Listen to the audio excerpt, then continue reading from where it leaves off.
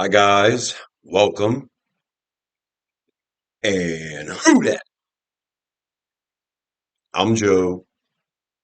Welcome to Rosenfield 10. Today we are going to be looking at the upcoming Week 4 matchup that's going to see our beloved Bless You Boys in black and gold, the New Orleans Saints, take on our evil, dreaded, arch rival nemesis, the Atlanta Falcons.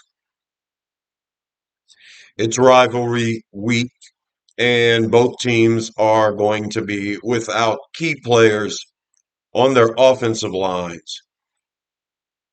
I've got my whistles and bells back, so if I decide to talk about Eric McCoy, I can pull up a picture of Eric McCoy. Now, this is one of the reasons why I decided to start a channel, because most of the Saints content providers treat their shows as podcasts, and although they are available on YouTube, they don't really tend to the YouTube channel all that much. Now, there's plenty of channels that do and show you footage and everything else, and that's great. But yeah, I'm here to pull up some stats, show you some pictures, give you something else to look at besides just the talk. And I'm not the news provider. I'm your friend or your coworker who loves the Saints. You bump into me and ask me how you think the Saints are doing, and this is how it is, Sha. I'm going to tell you. So, first, we're going to pull up the offense and we're going to take a look at it. These are the guys we've got on the active roster right now. And we're going to focus on the offensive line, the middle of the offensive line. This is where the questions come. Eric McCoy is on IR. He's going to miss at least 4 games, projected to miss 6 to 8 weeks. And although nothing has been determined quite yet, and this video is being filmed on Thursday, I'm positive that Lucas Patrick is going to be the center for the foreseeable future. Lucas Patrick was running with the second team in the offseason, and although we tried lots of players at lots of different positions, I believe our coaching staff has determined that this is the best course of action. I hate taking Patrick, who was doing so well at left guard, and forcing him to play a totally new position.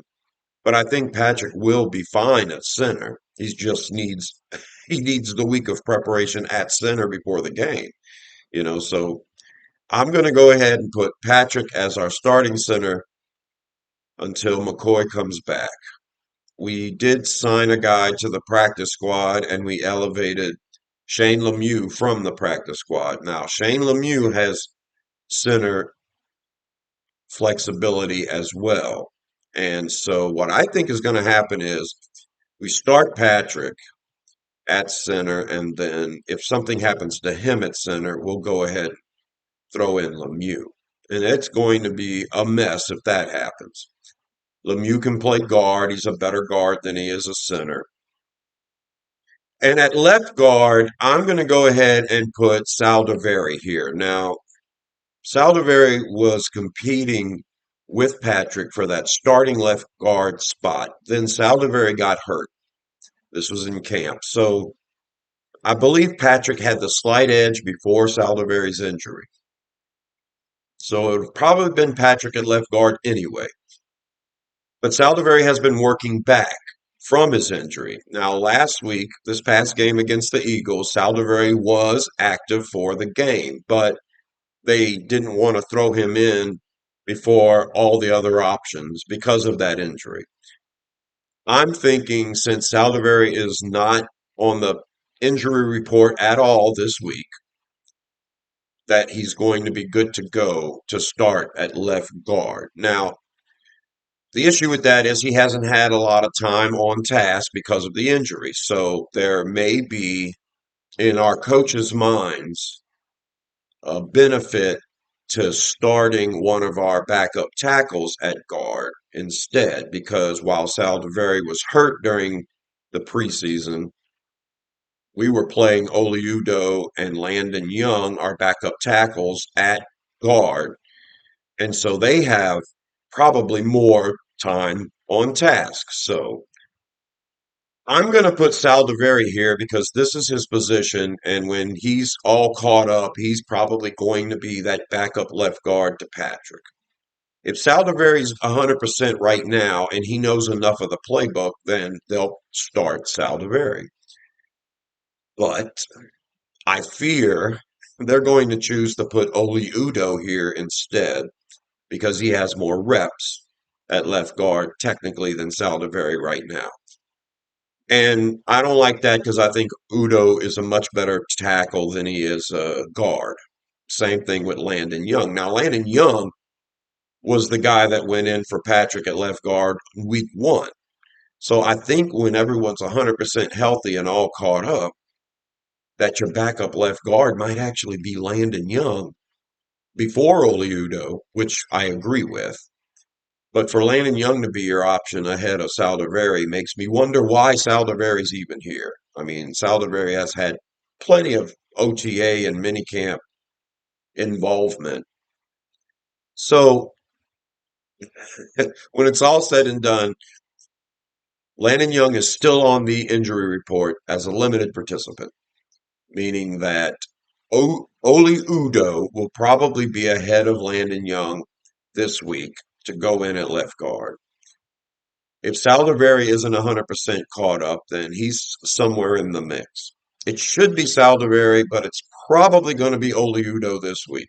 I don't like that, not at all, especially when I think Kyle Hergel can play left guard and do it well. Shane Lemieux was with us all during training camp and preseason, OTAs, all of that, playing guard and center. So I think Lemieux becomes your backup center right now behind Patrick.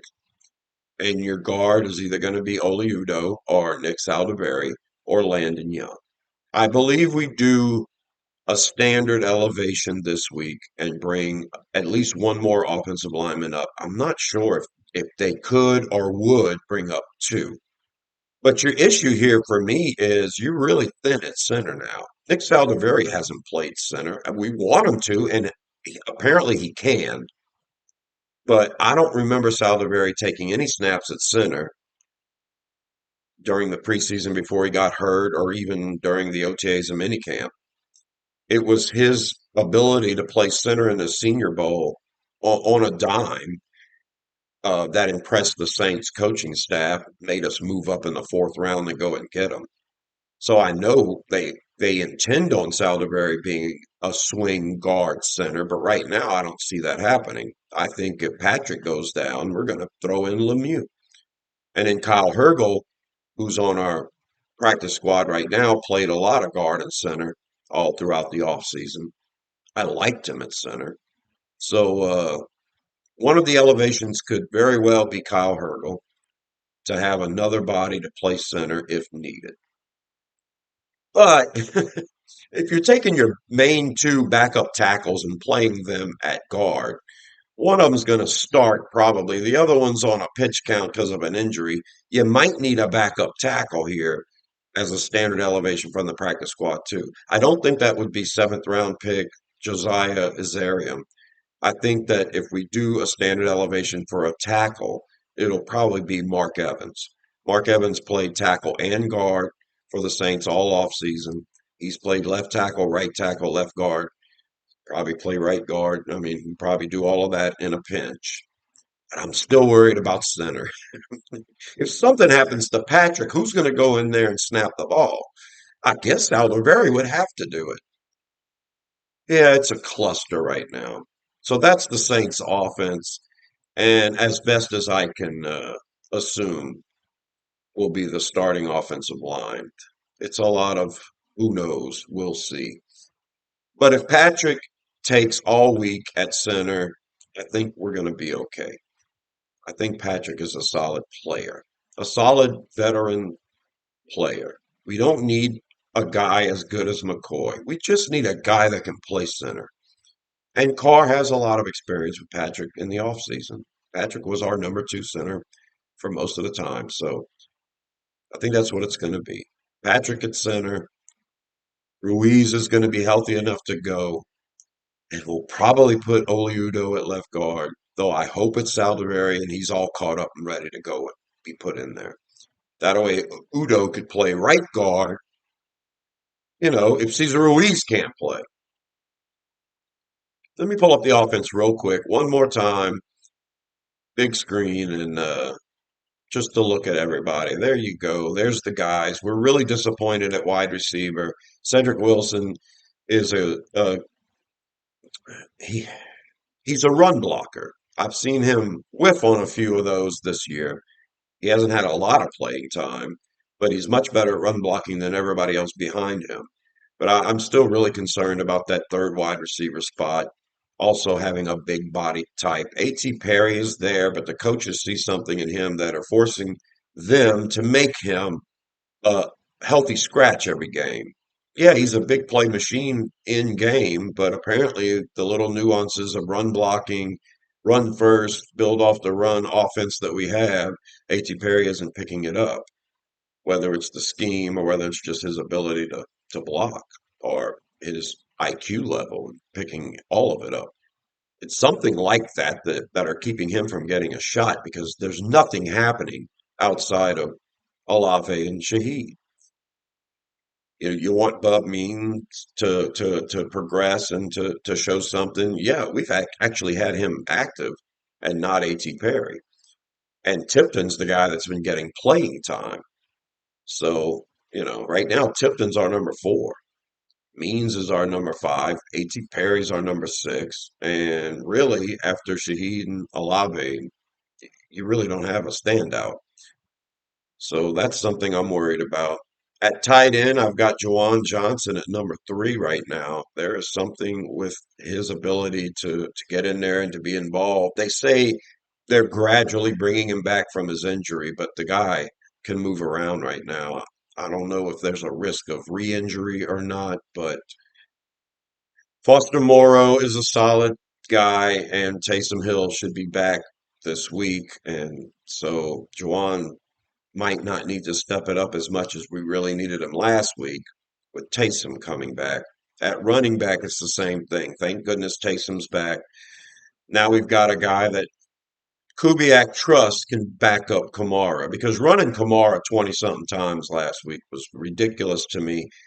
If Jamal Williams is an issue, he shouldn't be on the team. You've got Cabote on the practice squad. You got James Robinson you can go back and get. You got Jordan Mims. If all these guys are failing along with Jamal Williams and you're just counting the days till Kendre Miller gets back, I don't like that. Miller can't stay healthy. Running back's a serious consideration for this team in next year's draft, given Kamara's age and Taysom's age. And the fact that our coaches don't seem to trust anybody else back there. You're going to kill Kamara running him 28 times. It's just ridiculous. Jamal Williams should have had 10 carries in this last game, regardless of how productive he was. Kamara shouldn't have been taking those beatings. Also, and that's all I'm going to say about the offense. As far as Clint Kubiak goes, there has to be the ability to adjust within the game. So this didn't happen, and this is the root of my disapproval right now. I'm frustrated. He goes from being the king of the city to what? Somebody figured it out and you can't bounce back? I mean, everyone saw the 5-man front, the 6-man front that Philadelphia was running. And you spread that team out at that point. Oh, you want to go base defense and bring your outside linebackers up to fill in the line and have this front. They were taking away the running gaps. This is what they were doing. We'll roll out a 4 wide receiver set. Roll out a 3 wide receiver set. Spread the tight end out wide. Make that linebacker get off the line of scrimmage because if he doesn't, you're going to have a quick. You're going to have 4 options. I mean, they've got 4 DBs back there and 1 linebacker. Somebody's going to be open every single time within a second if you just spread it out. Now, Kubiak didn't know to do this.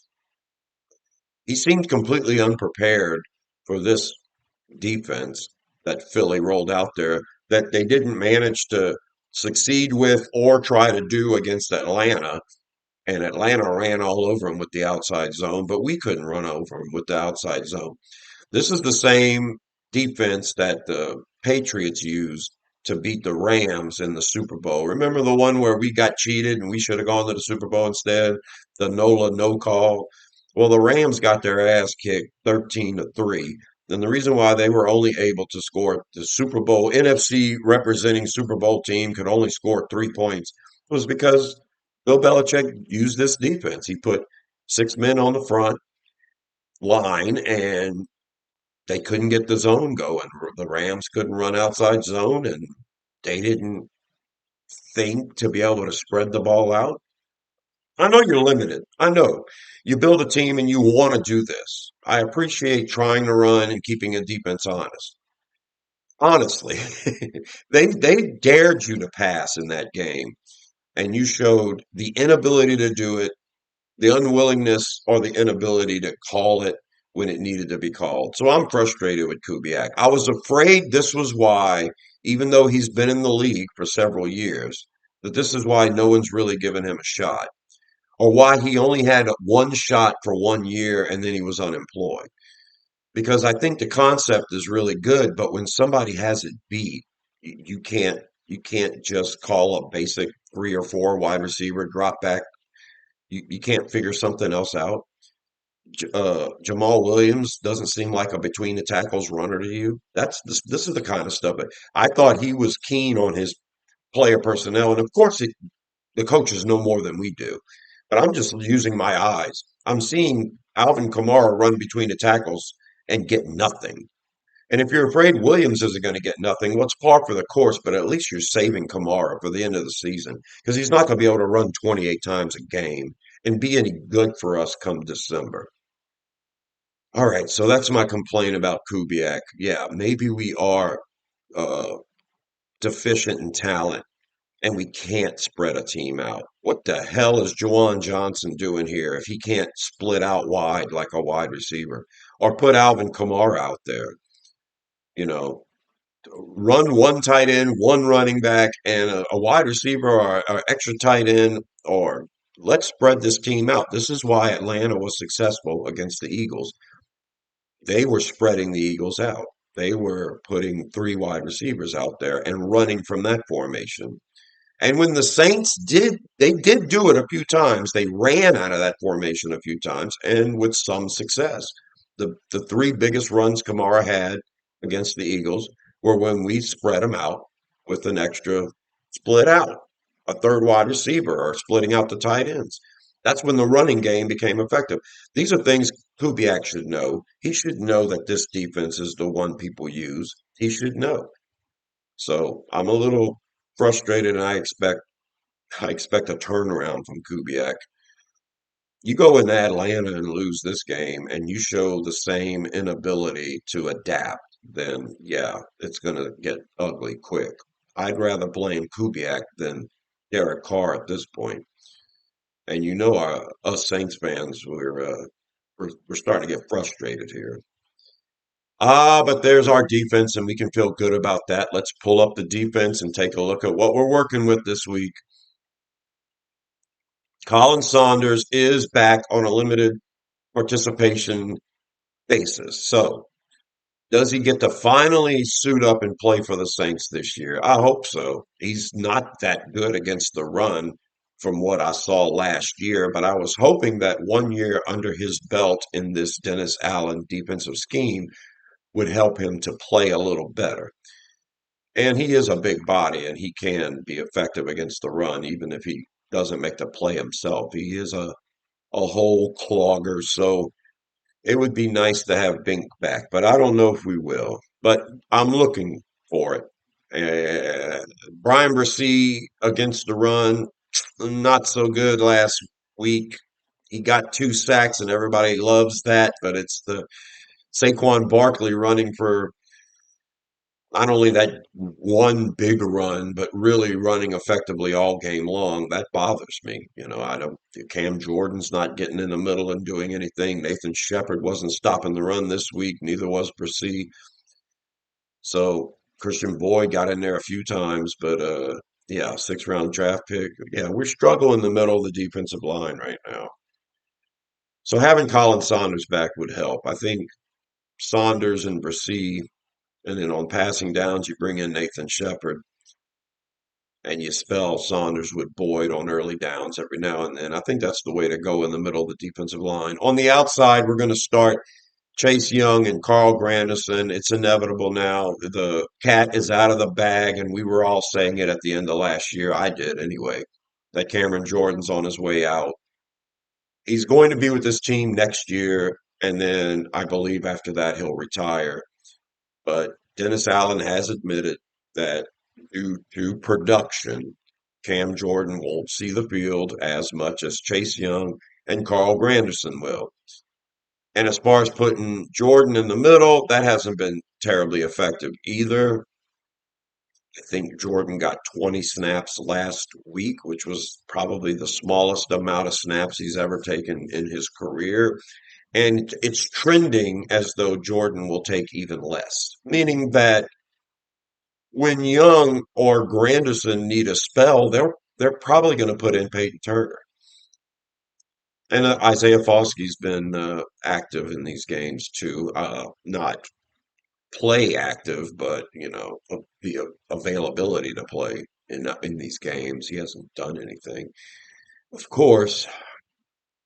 So, yeah, but because of Atlanta's offensive line woes, they've lost their center for the year, and their right tackle did not participate in practice so far. So they'll probably be down their right tackle. If their starting right tackle, who's a decent player, doesn't play, then that right tackle is going to be Storm Norton, former Saint. So I expect Carl Granderson and Chase Young to get something going against the backup right tackle, against Storm Norton. If we don't see a pass rush from this defensive line in this game, it's going to be trouble. It's going to spell trouble for the Saints, for sure. They've got a backup center. I need our defensive tackles to make something happen. And you got a backup right tackle. I need to see our defensive ends make something happen. Kirk Cousins is a statue in the pocket for the Falcons. He drops back to pass. Our coverage is always pretty tight and pretty sticky. Kirk Cousins isn't just going to throw it up for a contested catch every time. He's not going to do that. He's going to drop back to pass, and I expect one of these offensive linemen to get beat right off the snap. And I expect to sack Kirk Cousins no less than 4 times. And I expect the defensive line to do it. I don't expect to have to blitz to do it. I expect the defensive line to do it on their own. You run some stunts, you confuse that center, you just do what every other team's going to do to us for the next month and a half without McCoy in there with all these shifting pieces. I expect every team to run stunts, and I expect it to work against the Saints because I expect the lack of communication, the lack of time on task is going to be the issue. But at least we can do the same thing to Atlanta this week. So and that's what I expect. At at linebacker, our issue right now is Demario Davis having a hamstring injury. He missed a bunch of plays toward the end of the game against Philadelphia. He's been hampered by this hamstring ever since the offseason. I'm assuming it's the same one. So he gets his, treatments and stuff, and then he always ends up playing. He's an Iron Man, and he probably won't miss a game. He probably won't miss this one, but he didn't practice Wednesday, or he didn't practice Wednesday, and I'm not sure about whether he practiced today or not on Thursday. But I think it can slow him down to a degree if this is hampering him, and so that's an issue. Demario Davis is a wonder, but he's at the end of he's at the end of his career. Okay, so much like Cameron Jordan, I expect Tyrann Mathieu and Demario Davis to be retired within a couple of years. These are 3 major positions the Saints are going to have to address in the next draft or two for sure. Safety, middle linebacker, defensive end, a big one that can stop the run, mind you. You guys know how I am about that. So if Davis can't play, we've had a lot of linebackers play middle linebacker in the offseason and in the preseason because Davis wasn't available the entire time. So we put a lot of players there. Jalen Ford could get some time there, but he hasn't. He was injured during preseason too, but he is a natural fit at middle linebacker. But I believe DeMarco Jackson will be the guy at middle linebacker if Davis can't go. Now, you would think it would be Willie Gay, or they put Pete Werner at middle linebacker and Willie Gay starts at the will. That might be what they do. I just don't recall Pete Werner playing middle linebacker all that much. The starters didn't play this preseason all that much. So the middle linebacker behind Davis, the middle linebacker we saw all preseason was DeMarco Jackson, Anthony Orgy. I think we put Khaleke Hudson in there, maybe Monty Rice sometime. Hudson's gone now. Monty Rice isn't on the practice squad anymore. So that's why I'm leaning towards DeMarco Jackson being that starting middle linebacker. But if Werner can do it and he's really prepped and ready to go and he can make all the calls in the middle, then Werner will be in the middle and Willie Gay will be the will. And we usually only run two linebackers. That's why we haven't seen a lot of Willie Gay. He's been stuck at the Sam, and he hasn't come in to sub for Werner, even against a running quarterback last week, because Werner's been playing at a really good level. So yeah, Werner in the middle, Willie Gay at will if Davis can't go. I think Davis is going to go. He always plays. And even though he may be hampered and slowed down, he's intelligent enough to put himself in the right position, so it may not be too much of a detriment for this 35-year-old guy to be running around with a bad hamstring trying to chase all these young pups. Yeah, it might not be a bad thing. I like our linebackers, though, and I think we're going to be fine there. At safety, Tyrann Mathieu has been dealing with a heel, but he's practicing fully right now.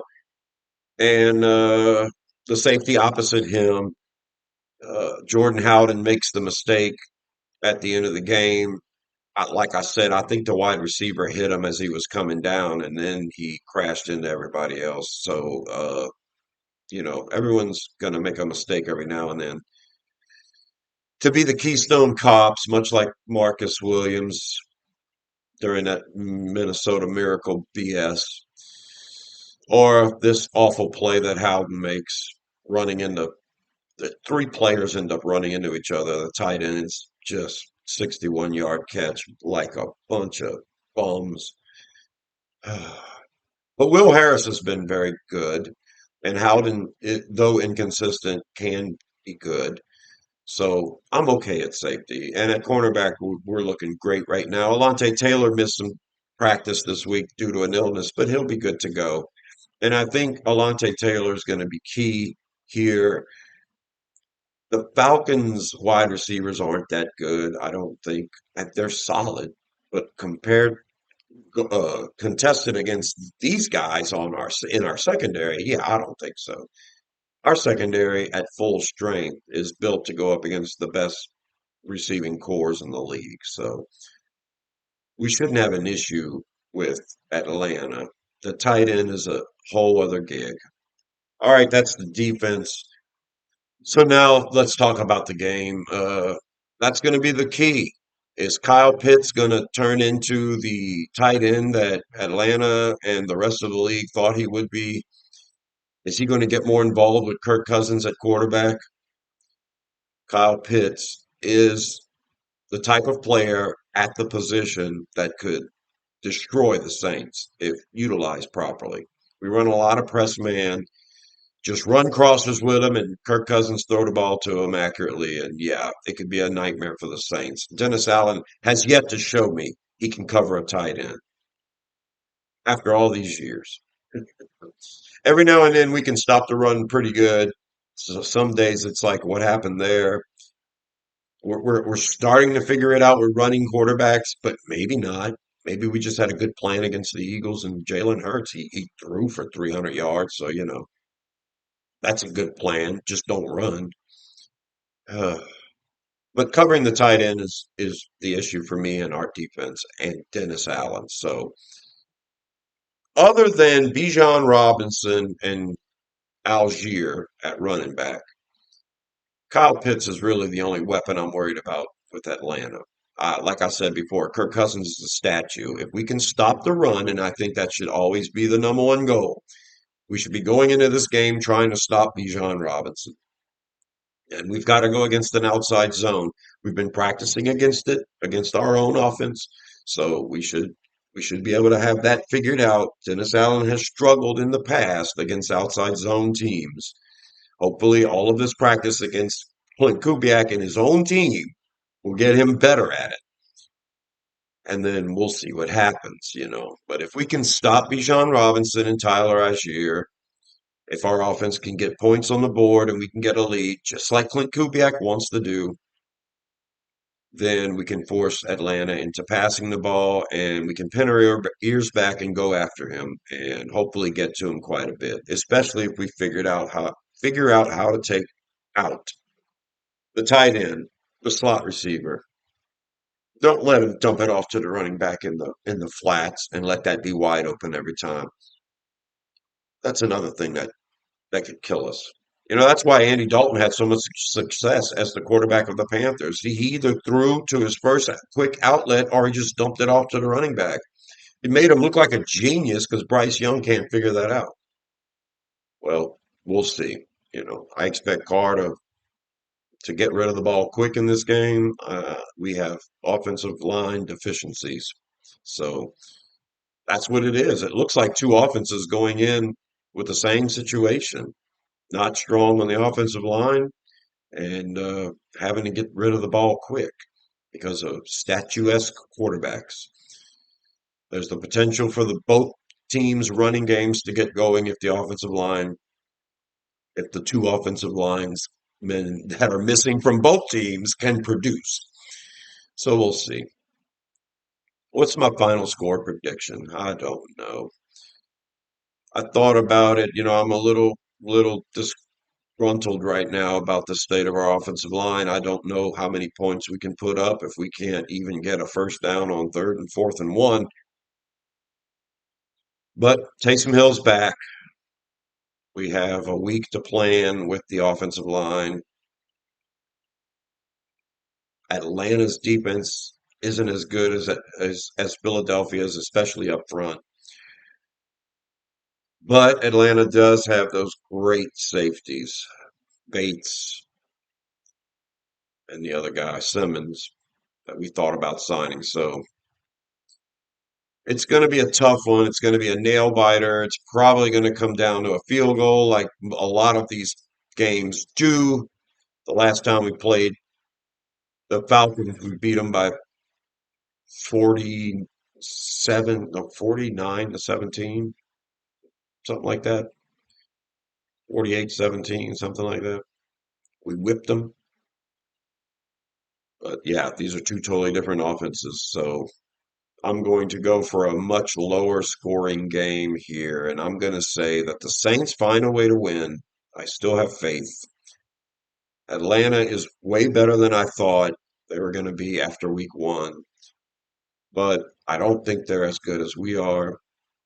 This is going to come down to which offensive coordinator can come up with a better scheme. Can Zach Robinson outcoach Clint Kubiak as an offensive coordinator behind the eight ball?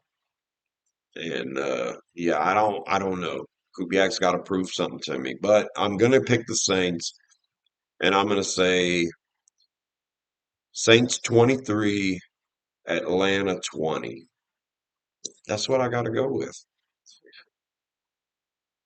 23-20 sounds like a typical Saints Falcons score. All right, that's what I got for you. I'm Joe. Subscribe to Rosenfield 10 for more videos about our beloved, bless you boys, in black and gold, the New Orleans Saints. I'll be doing a review of the game after this weekend, and I may throw some other things together in the middle of the week, just talking about more specific things. This has been the Atlanta Saints game breakdown. And until the next one, I'll talk to you later. Who dat?